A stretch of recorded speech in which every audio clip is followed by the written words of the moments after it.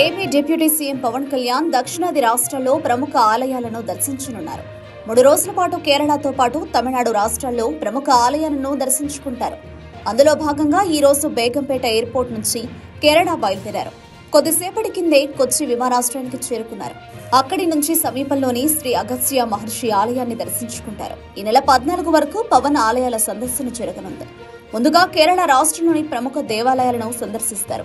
అనంతరం తమిళనాడులోని ఆలయాలను సందర్శిస్తారని జనసేన వర్గాలు చెబుతున్నాయి. సనాతన ధర్మ పరిరక్షణలో భాగంగా పవన్ కళ్యాణ్ ఈ ఆలయాల సందర్శన జరుపుతున్నట్లు ప్రచారం నడుస్తోంది. అయితే దీని వెనక బీజేపీ వ్యూహం ఉన్నట్లు కూడా టాక్ వినిపిస్తోంది. 3 రోజుల పాటు ఆ 2 రాష్ట్రాల్లో తమిళనాడుతో పాటు కేరళలో ప్రముఖ దేవస్థానాలను సందర్శిస్తారు పవన్. అనంత పద్మనాభ స్వామి, మధుర మీనాక్షి, శ్రీ పరమరామస్వామి, కుంభేశ్వర దేవాలయం, స్వామిమలై, తిరుత్తి సుబ్రహ్మణ్యేశ్వర స్వామి తదితర ప్రముఖ ఆలయాలను సందర్శిస్తారు. కొద్ది రోజుల కిందట తిరుమలలో వివాదం నేపథ్యంలో సనాతన ధర్మ పరిరక్షణకు పటిష్ట వ్యవస్థ అవసరమని పవన్ చెప్పుకొచ్చారు. ప్రాయశ్చిత దీక్ష చేపట్టారు. ఈ సందర్భంగా సనాతన ధర్మ పరిరక్షణకు ప్రత్యేక బోర్డు ఏర్పాటు చేయాలని కోరారు.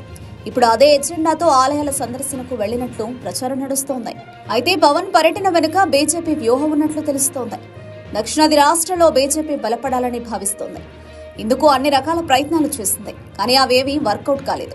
అయితే ఇప్పుడు పవన్ ద్వారా హిందుత్వ ఎజెండాను పంపి దానితోనే బలపడాలని బీజేపీ భావిస్తోంది. ముఖ్యంగా తమిళనాడుతో పాటు కేరళలో బీజేపీ కనీసం ఉనికి చాటుకోలేకపోతోంది. ఇప్పుడు పవన్ ఆ 2 రాష్ట్రాలకు వెళ్లారు. ఆలయాల సందర్శన సందర్భంగా హిందూ ధర్మ పరిరక్షణపై ప్రత్యేక ప్రకటనలు జారీ చేసే అవకాశం ఉంది. బీజేపీ హిందుత్వవాదం వెనుక అనేక రకాల కారణాలున్నాయి. పవన్ సనాతన ధర్మ పరిరక్షణకు పటిష్ట వ్యవస్థ రావాలని కోరారు. అటు తర్వాత ఏపీలో విశ్వ హిందూ పరిషత్ ఆధ్వర్యంలో భారీ ఆధ్యాత్మిక సమావేశం జరిగింది. దేశ నలుమూలల నుంచి పీఠాధిపతులు, స్వామీజీలు తరలివచ్చారు. పవన్ డిమాండ్ చేసిన మాదిరిగానే సనాతన ధర్మ పరిరక్షణకు ఒక వ్యవస్థ రావాలని ఆకాంక్షించారు. దీంతో బీజేపీ ప్రత్యేక వ్యూహంతో ఉన్నట్లు అర్థమైంది. ఇప్పుడు కూడా పవన్ ఆలయాల సందర్శన వెనుక బీజేపీ ఉన్నట్లు ప్రచారం నడుస్తోంది.